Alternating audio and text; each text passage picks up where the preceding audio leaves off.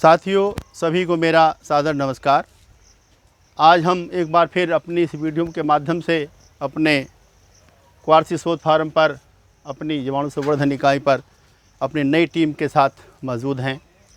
हमारे बीच में हमारे नए साथी एफएस साहब श्री सुधीर कुमार जी और नए साथी हमारे RATDS के प्रभारी श्री रविंदर सिंह जी हमारे बीच मौजूद हैं और हमारी सॉयल सर्वे के अधिकारी श्री डॉक्टर दिनेश कुमार जी और उनके साथी और हमारे पुराने साथी श्री सोम प्रकाश जी मौजूद हैं। मैं सभी का अपने इस क्वार्सी शोध फार्म पर, इस जीवाणु संवर्धन इकाई पर आपका स्वागत करता हूं, धन्यवाद करता हूं। और जो हमारी इस वीडियो को देख रहे हैं, सुन रहे हैं, मैं उन्हीं का भी स्वागत और धन्यवाद करता हूं। साथियों, जैसा कि आपको मालूम है कि आजकल चारों तरफ प्राकृतिक खेती की चर्चा हो रही है। हमारे देश के माननीय प्रधानमंत्री जी और हमारे राज्य के माननीय मुख्यमंत्री जी ने भी अपने देश के किसानों से एक आह्वान किया है कि हम रसायनों से होने वाले नुकसान को समझें और प्राकृतिक खेती की तरफ लौटें।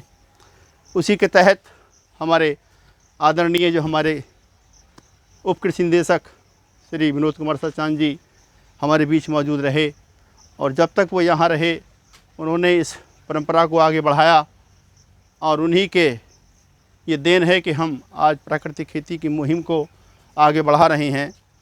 और उन्हीं के माध्यम से, क्योंकि वो प्राकृतिक खेती में विधा संपन्न हैं, उन्हें विधा प्राप्त है, उन्हीं की सहयोग से हमारे राज्य से, हमारे कृषि निदेशालय से हमारे उत्तर प्रदेश के 2 फार्म, एक तो भरारी झांसी में और हमारा एक ये क्वार्सी शोध फार्म अलीगढ़ में, ये प्राकृतिक खेती की मुहिम के लिए आवंटित हैं, निर्धारित हैं। हमें इस साल खरीफ का सीज़न आगाज़ हो चुका है और हमें अपने इस फार्म पर प्राकृतिक खेती की मुहिम को आगे बढ़ाना है। तो सबसे पहले मैं आपको बताना चाहूँगा कि प्राकृतिक खेती क्या है। साथियों, प्राकृतिक खेती का मतलब है प्रकृति की व्यवस्था के अनुसार और प्रकृति की व्यवस्था को बरकरार रखते हुए जो खेती की जाती है, उसी को हम प्राकृतिक खेती कहते हैं। प्राकृतिक खेती में प्रकृति की सभी इकाइयों का सहयोग रहता है, लेकिन मुख्य रूप से सूक्ष्म जीवों का मुख्य रोल है। प्राकृतिक खेती में हम किसी भी तरह के रासायनिक उर्वरकों, urea, DAP, zinc sulphate, potash, sulphur का प्रयोग नहीं करते हैं, बल्कि उसके स्थान पर हम जीवाणुओं का संवर्धन करके जीवामृत का प्रयोग करते हैं। और इस जीवामृत के माध्यम से हम अपने खेतों में सूक्ष्म जीवों की संख्या को बढ़ाते हैं। जब हम जीवामृत का प्रयोग घन जीवामृत के माध्यम से करें या सिंचाई के पानी के माध्यम से करें, अपने खेतों में सूक्ष्म जीवों की संख्या को बढ़ाते हैं, तो सूक्ष्म जीव हमारे खेतों में पहुंचने के बाद जो हमारे खेतों में पहले से अवशिष्ट पदार्थ मौजूद हैं या हमारे द्वारा कोई भी यह पदार्थ डाला जाता है, ये गोबर की खाद, हरी खाद, कंपोस्ट खाद, या हमारे खेत में जो फसलों के फसल अवशेष हैं, पौधों की जड़ें, तना, पत्ती, शाखा और फल फूल, उन सबको खाकर, गलाकर, सड़ाकर जो है हमारे सूक्ष्म जीवाणु उसे ह्यूमस में परिवर्तित कर देते हैं और उससे जीवांश कार्बन की मात्रा बढ़ती है। हमारी भूमि की जो उर्वरता है वो बढ़ जाती है। जब हमारी भूमि की उर्वरता बढ़ेगी तो हमारी भूमि की जो दशा है उसमें सुधार होगा। हमारी भूमि में पानी को रोकने की, सोखने की क्षमता बढ़ेगी और हमारी भूमि के, मिट्टी के जो भौतिक, रासायनिक और जैविक गुण हैं उनमें सुधार हो जाएगा। जब हमारे खेत में, हमारी भूमि में जीवांश कार्बन की मात्रा 0.8 से 1% के बीच पहुंच जाएगी या उससे ऊपर पहुंच जाएगी, तो हमारी भूमि उर्वर हो जाएगी और हम उस खेत में फिर कोई भी फसल बोएं तो हमें उस फसल को बोने के लिए किसी भी तरह के रासायनिक उर्वरक का, यूरिया का, DAP का, पोटास का, सल्फर का प्रयोग नहीं करना पड़ेगा। और उस खेत में जो हम फसल बोए हैं उसमें पानी की भी कम आवश्यकता होगी, हमें पानी की बचत होगी, यानी कि हमें भूगर्भ जल की बचत होगी। उस फसल में, जो उस खेत में फसल हमने बोई है, उसमें कीट और रोग का प्रकोप भी कम होगा। तो जो हमारे कीट रोग हमारी पहले फसलों में लगते थे वो नहीं लगेंगे और जो हम बाज़ार से कीटनाशी, फफूंदीनाशी खरीदते थे वो हमें नहीं खरीदना पड़ेगा और हमें आर्थिक बचत होगी। ठीक, इसके साथ साथ हमारे प्राकृतिक संसाधन क्षीण होने से बच जाएंगे, हमारी जैव विविधता बरकरार रहेगी, हमारी कृषि उत्पादन लागत कम आएगी और जो उत्पादन हमें प्राप्त होगा वह गुणवत्तापूर्वक होगा और इसके खाने से हम आप सब नाना प्रकार की गंभीर बीमारियों की चपेट में आने से बच जाएंगे। साथियों, मैं आपको बताना चाहता हूं कि ये जो जीवामृत है, ये अब हम अपने खेत में हमारी धान के रोपाई का कार्य शुरू होने वाला है और हम इसको प्रयोग करेंगे। इसके प्रयोग करने के बाद मेरा अपने साथी श्री FS साहब से ये अनुरोध है कि आपको किस तरह से क्या करना है, मैं आपका उस तरफ ध्यान आकृष्ट करना चाहूँगा। इसको हम इस्तेमाल करने के बाद इसमें से 10-15 लीटर हम जीवामृत को बचा लेंगे और उसको बचाने के बाद इस ड्रम को हम भर लेंगे 170-80 लीटर तक, यानी कि एक अंगुल हम इसको छोड़ देंगे। फिर उसमें जो सूक्ष्म जीवाणु हैं उनको खाने के लिए उनको भोजन आहार हम देंगे और उसमें हम इसके लिए 5 किलो गुड़ या 5 किलो चीनी और साथ में 5 किलो आटा या 5 किलो बेसन, दलहन का कोई भी आटा हम पहली खुराक के रूप में देंगे। और इस डंडे की सहायता से इसको जो है इस तरह से हल्का हल्का चला देंगे कि जो भोजन हमने उसमें डाला है उसमें मिल जाए और जीवाणुओं के लिए पर्याप्त भोजन हो जाए।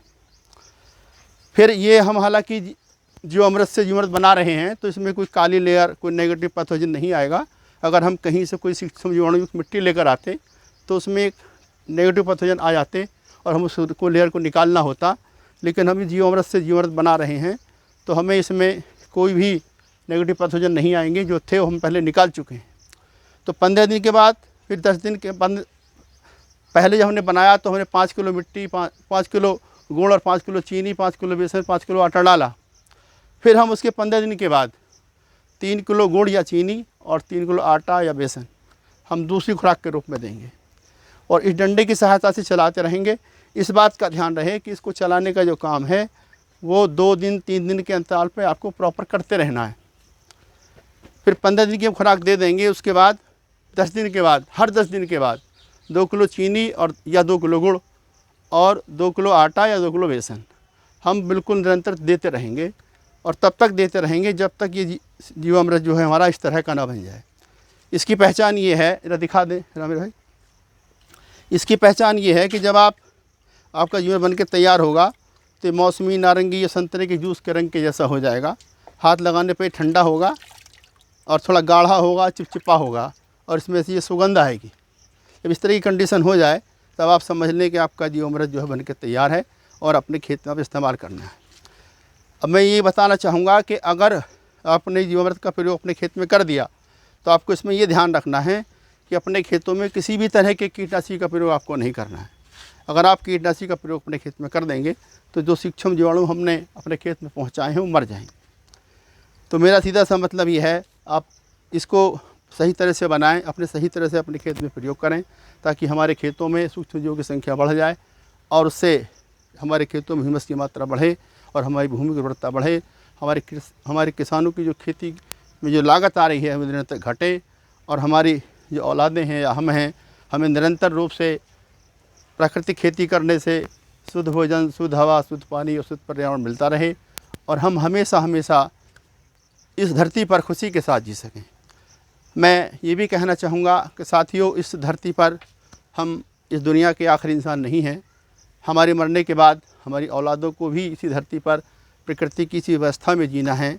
इसलिए हमारी जिम्मेदारी बनती है कि हम भूमि की उर्वरता को निरंतर बनाए रखें, प्रकृति के वैभव को बनाए रखें और हमारी औलादों को ये शुद्ध भोजन, शुद्ध हवा, शुद्ध पानी निरंतर मिलता रहे। और यह सब काम तभी संभव है कि जब हम रासायन आधारित खेती को छोड़कर प्राकृतिक खेती करने की तरफ बढ़ें। उससे हमारी भूमि की उर्वरता निरंतर बढ़ेगी, हमारी कृषि उत्पादन लागत कम आएगी और उत्पादन भी हमें बेहतर गुणवत्ता वाला मिलेगा। साथियों, आपने मेरी बात को सुना। मैं आपसे उम्मीद करता हूं कि आप इस कार्य में आगे इस प्राकृतिक खेती की मुहिम को उसके मुकाम तक पहुंचाने में कामयाब होंगे। मेरी वीडियो सुनने के लिए आपका बहुत बहुत धन्यवाद।